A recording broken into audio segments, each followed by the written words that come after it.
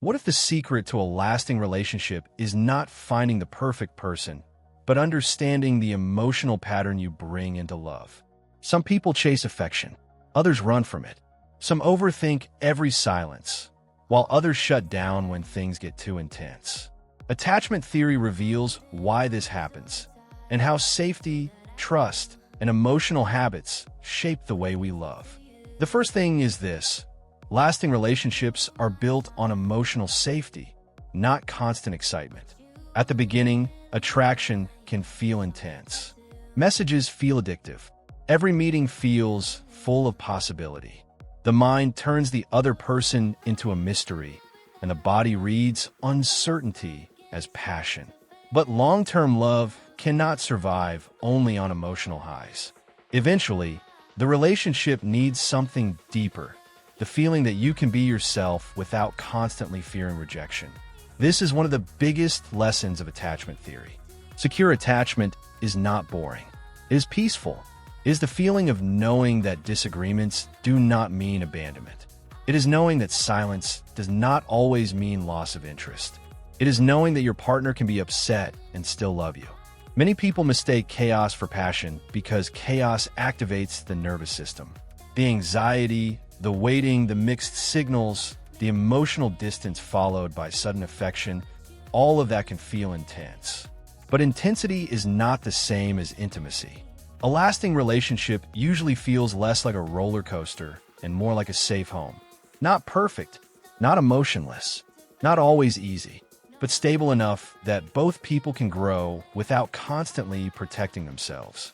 And if this first idea already made you think about your own relationships, leave a like and subscribe to the channel, because this helps the video reach more people who may need to understand their own emotional patterns.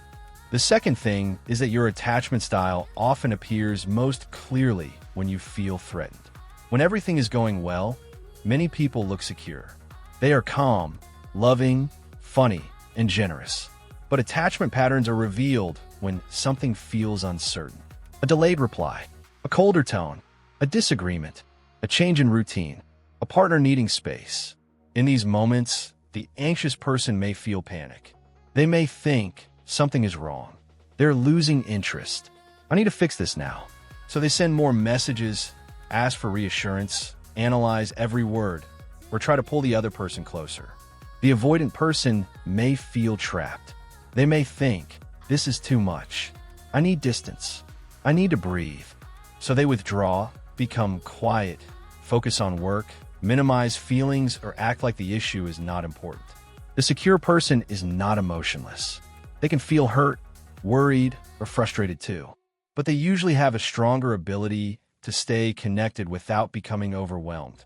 They can say, I feel upset, but I still want to understand you. They can ask for reassurance without attacking. They can take space without disappearing. This is why attachment theory is so practical. It helps you stop asking only, what is wrong with my partner? And start asking, what happens inside me when I feel emotionally unsafe? The third thing is that anxious attachment often confuses uncertainty with danger. A person with anxious attachment usually has a deep fear of being abandoned, replaced, ignored, or not chosen. They may be loving, loyal, emotionally intense, and very attentive. But when they sense distance, their mind can quickly create painful stories. A simple, I'm busy today can become they don't care anymore. A shorter message can become, they are pulling away. A normal need for space can feel like rejection. This does not mean the anxious person is weak or dramatic. It means their emotional system learned to watch closely for signs of disconnection. They may have learned that love can disappear suddenly, that affection must be earned, or that they need to work hard to keep someone close. In practice, the anxious pattern can damage relationships when reassurance becomes a constant demand instead of a mutual exchange. The partner may begin to feel monitored, pressured, or accused. Then they pull away, which increases the anxious person's fear, creating a painful cycle. The key is not to shame the anxious person. The key is to help them build inner security. Instead of asking, why haven't they replied? The deeper question becomes, what story am I telling myself right now? Instead of trying to control the partner's behavior, they can learn to calm their body, communicate clearly, and ask for connection without panic. The fourth thing is that avoidant attachment often confuses intimacy with loss of freedom. A person with avoidant attachment may deeply want love, but when love becomes too emotionally demanding, they feel overwhelmed. They may enjoy connection at first, but when the relationship becomes vulnerable, serious, or emotionally close, something inside them says, "This is too much."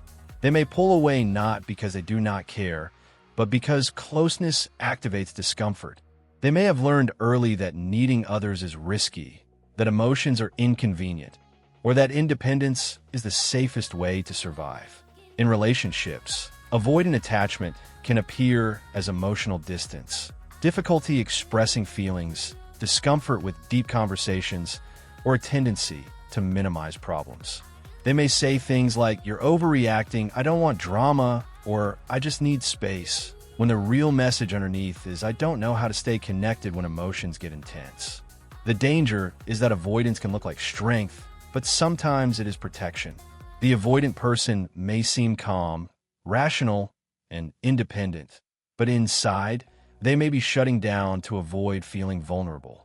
In practice, growth for avoidant attachment means learning that closeness does not have to mean control. Love does not have to erase independence. Emotional conversations do not have to be traps. A healthy relationship gives space, but it also requires presence. The fifth thing is that secure attachment is not about never having problems. It is about repairing them.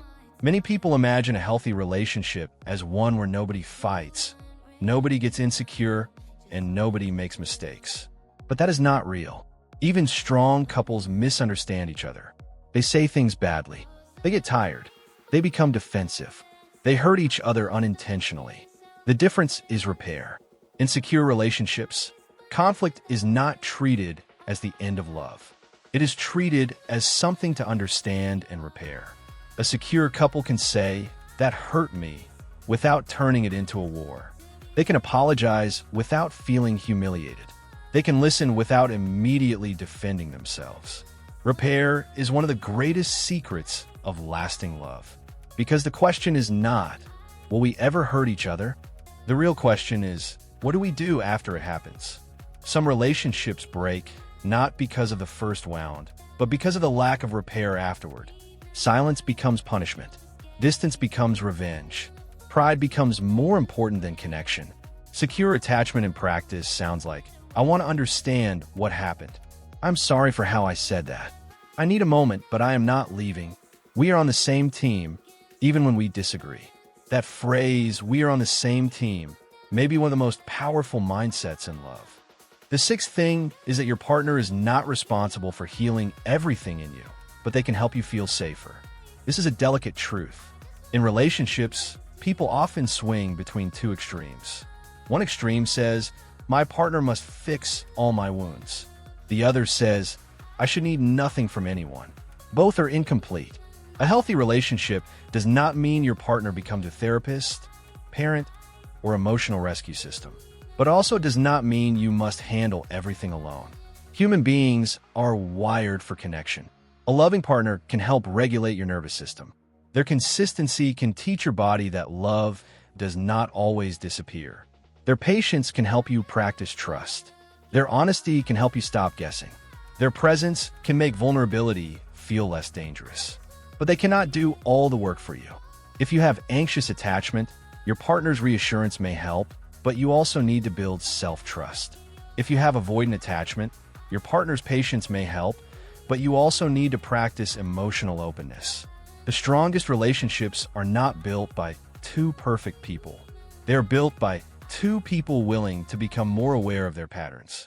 The seventh thing is that the anxious avoidance cycle can feel magnetic, but can also become exhausting. One of the most common relationship dynamics is the anxious person paired with the avoidant person. At first, this can feel strangely powerful. The anxious person is drawn to the avoidant person's independence, mystery, and emotional control. The avoidant person is drawn to the anxious person's warmth, attention, and emotional intensity. But over time, the same traits that attract them can trigger them. The anxious partner wants closeness, reassurance, and emotional availability. The avoidant partner wants space, calm, and autonomy. When the anxious person moves closer, the avoidant person pulls away. When the avoidant person pulls away, the anxious person becomes more afraid and moves even closer. This creates a loop: pursuit and distance, pressure and withdrawal, fear and shutdown. The tragic part is that both people may love each other, but their survival strategies collide. One says, "Come closer so I can feel safe." The other says, "Step back so I can feel safe." In practice, breaking this cycle requires both people to stop blaming and start translating. The anxious person is not simply needy. They are afraid of disconnection. The avoidant person is not simply cold. They are afraid of being overwhelmed.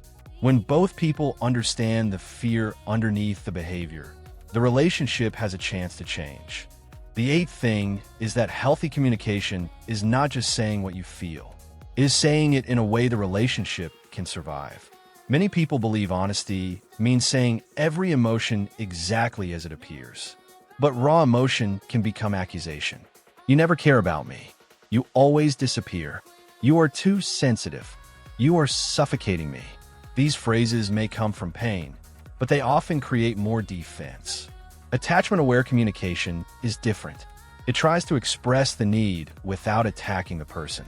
Instead of "you never care," it becomes "when I don't hear from you, I start feeling insecure and I need a little reassurance." Instead of "you are suffocating me," it becomes "I care about you, but I need some time alone to reset, and I will come back to this conversation." Notice the difference. The message becomes clearer, safer, and easier to respond to. In lasting relationships, communication is not about winning the argument. It is about protecting the connection while telling the truth. A useful practice is to speak from the feeling, not from the accusation. Say, "I felt hurt," instead of "you hurt me on purpose." Say, "I need clarity," instead of "you're playing games." Say, "I need space, but I still care," instead of disappearing. The ninth thing is that love becomes stronger when both people learn each other's emotional language. Every person has a different way of asking, "Am I safe with you?" For one person, safety may mean consistent communication. For another, it may mean not being pressured. For one, safety may mean physical affection. For another, it may mean being trusted with independence. For one, safety may mean deep conversations. For another, it may mean calm actions over dramatic words. Many couples fight because they assume love should look the same for both people. One says, "If you loved me, you would talk more." The other says, "If you trusted me, you would not need so much reassurance." But attachment theory teaches us that people experience closeness differently. A lasting relationship requires curiosity. Not just "do you love me," but "how do you experience love?" Not just "why are you acting like this," but "what does safety feel like for you?" When partners learn each other's emotional language, they stop taking everything personally. They begin to understand patterns. They can say, "When you get quiet, I start to feel abandoned." Or, "When the conversation becomes too intense, I start to shut down." This kind of honesty can transform a relationship, because suddenly the enemy is not each other. The enemy is the unconscious pattern. The 10th thing is that lasting love is not found only in choosing the right person. It is also created by becoming a safer person. This may be the most important point. Everyone wants a secure partner. Someone consistent, emotionally mature, honest, affectionate, loyal, and calm during conflict. But the deeper question is, are you also becoming that kind of person? Do you communicate your needs clearly, or do you expect your partner to guess? Do you ask for reassurance, or do you test them? Do you take space with respect, or do you disappear? Do you apologize when you are wrong, or do you protect your ego? Do you listen to understand, or only to defend yourself? Attachment theory is not a label to use against someone. It is a mirror. It helps you see the hidden strategies you use when love feels risky. A lasting relationship is built when both people become a little more secure over time. Not instantly, not perfectly, but through small, repeated moments. Choosing honesty instead of games, repair instead of pride, presence instead of avoidance, reassurance instead of punishment, patience instead of panic.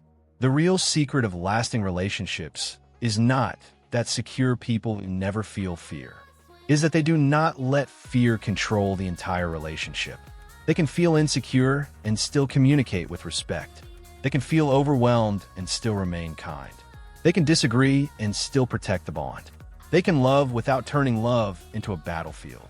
So maybe the question is not simply, what kind of person do I attract?